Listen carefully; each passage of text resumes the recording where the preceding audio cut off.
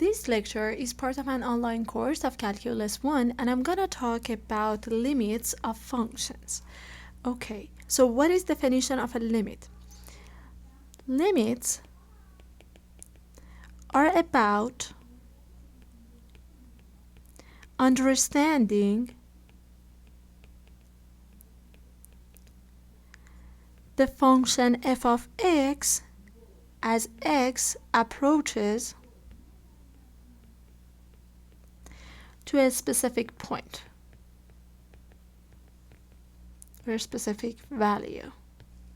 Okay, so to start explaining that, let f of x be a function and it is defined near x equals to a value a. It is defined near x equals to a. Okay, what do I mean by that? I mean, if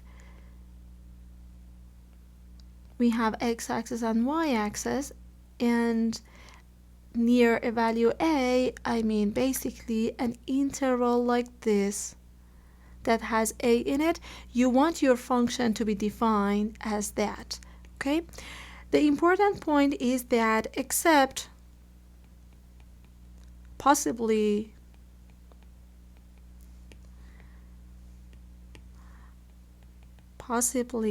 not at x equals to a, we actually don't care if our function is not defined as the point a. For example, if we have like a hollow at x equals to a, we don't care. Okay, we just care about near the point a because we want to see what's going on for the function f as x approaches to the value a. Okay, let's look at some examples.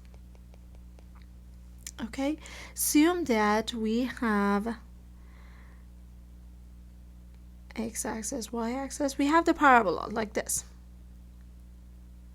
Okay, so let's take x squared and the value that we want to see the function at, it would be at the point 2. Or let's look at another example. I'm considering like this function y over x, actually 1 over x, and the function is like this, and I'm considering the behavior of the function at the point 0 as x approaches the point 0. Or look at another function like this piecewise function. Let me actually move my graph a little bit. So my piecewise function is like that. It would be root x if x is greater than or equal to 1, and it would be negative 1 if x is less than 1. So it is, I'm gonna follow y equals to root x if x is greater than 1. So this is the point 1. And we're gonna follow y equals to negative 1 for any x that is less than 1. So basically here. Okay, and at x equals to 1, I'm gonna follow root x. Okay, so for each of these a's, so the a that I'm considering here would be the point 1. So the function, all of these functions are defined near the point 2. You see, for example, this one at the point 2, this one at the 0 is defined. It's just because we have a value for any point that is near than 0 except the point 0. For this one also, for any point that is near the point 1, we have a value of f.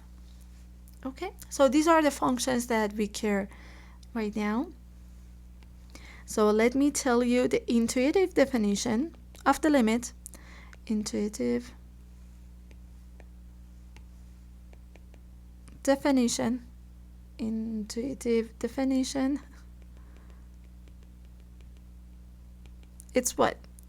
We're gonna say that the limit, we usually write lim, the limit of f of x as x approaches to the point A is equal to L if we have this thing. So we say that f of x approaches to L as x approaches to x. Okay, so we're gonna write f of x approaches to L as x approaches to A. So x getting closer and closer to A, but by approach I mean it doesn't equal to x equal to A. Does not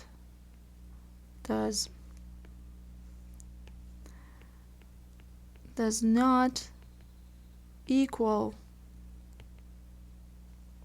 to A actually. And this is our actual limit. We care about this L. So we're gonna see what's going on for the function as x approaches to the value A. Okay, so there are three ways that we can find our limit or L: using the graph, using a table of functional values, and using limit laws and calculating this algebraically. Let's start by using graph. So we're gonna find L using graph of the function. In that case, let's actually look at these examples. When x is getting closer to 2, as you see, the value of the function.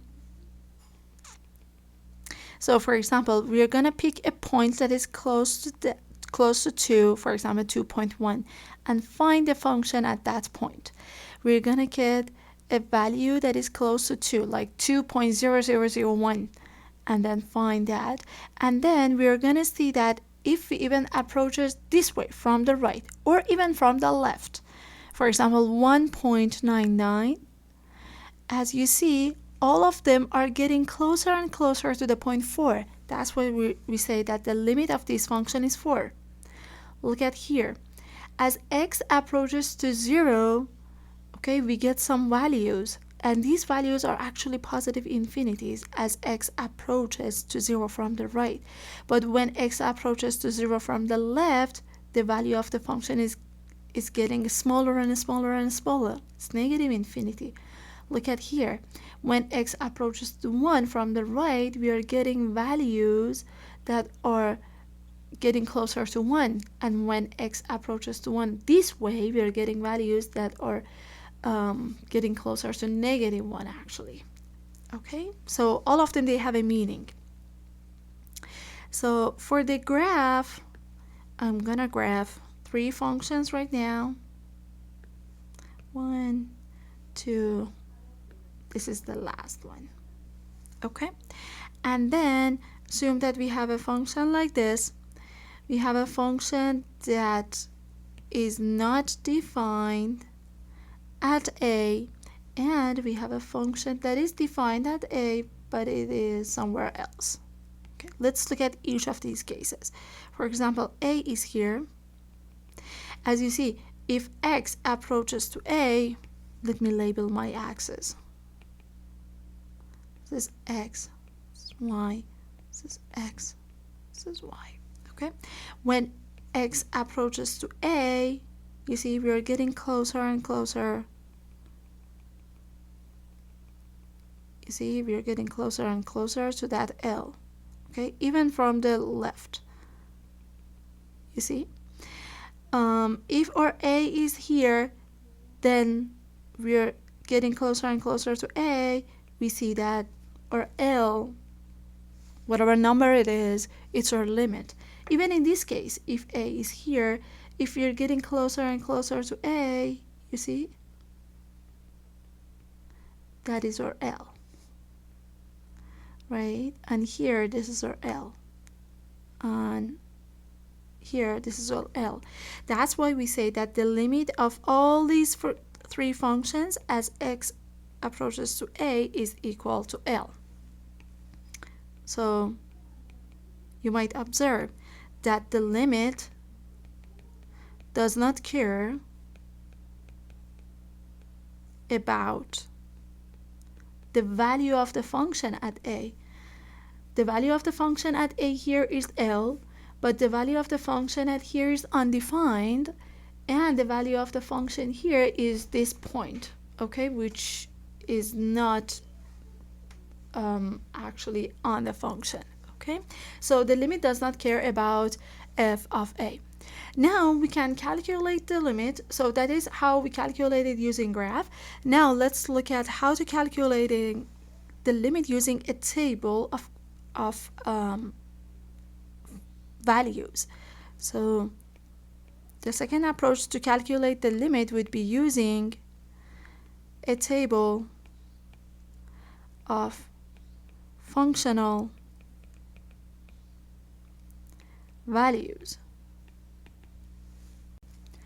Okay, so to explain this, I'm gonna use an example. Estimate the limit of this function x minus 1 as x approaches the point 1. Okay, for the solution, let me use a table. Okay, let me graph a table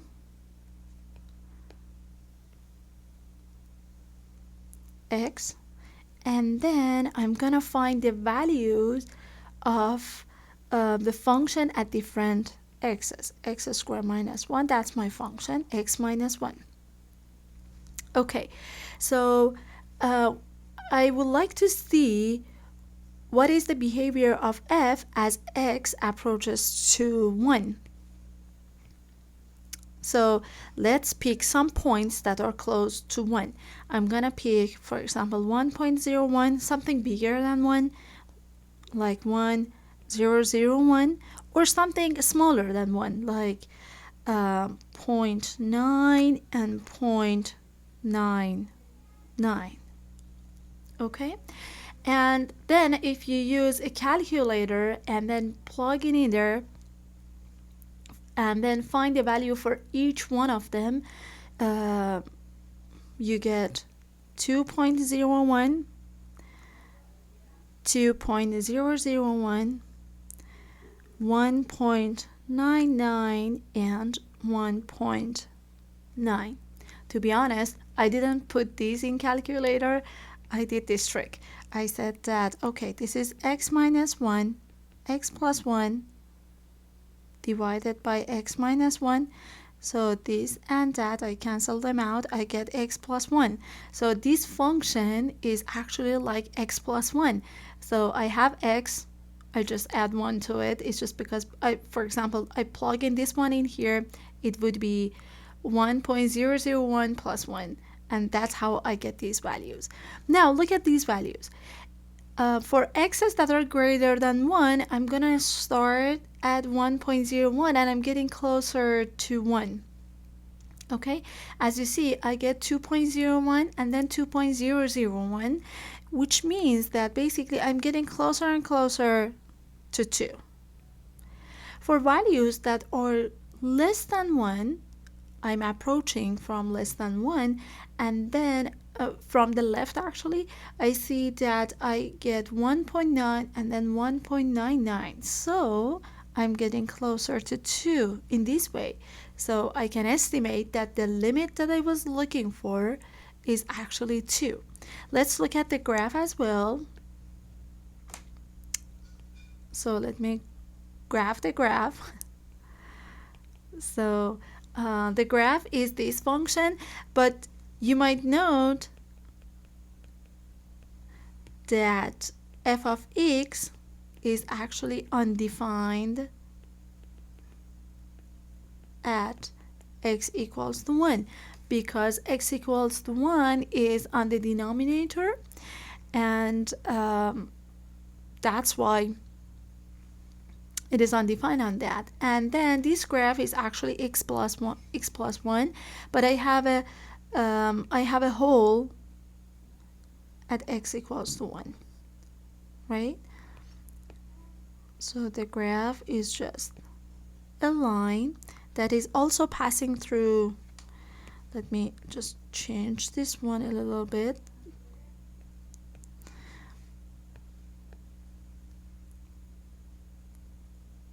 There you go. And I'm gonna move all of them just a little like this. It's better now. Okay, so this is 1, and at the point 1 there's a hole because 1 is on the fraction, is on the denominator. And as you see, if I get closer to 1, for example, if I pick this point 1, 0, 1, I get this point. So this is 1, 0, 1. I get 2.01. If I'm getting closer to 1, I get 2.001. This is from the right. From the left, if I approach 1, so for example at point 9, I get 1.9, and on the other one I get 1.99.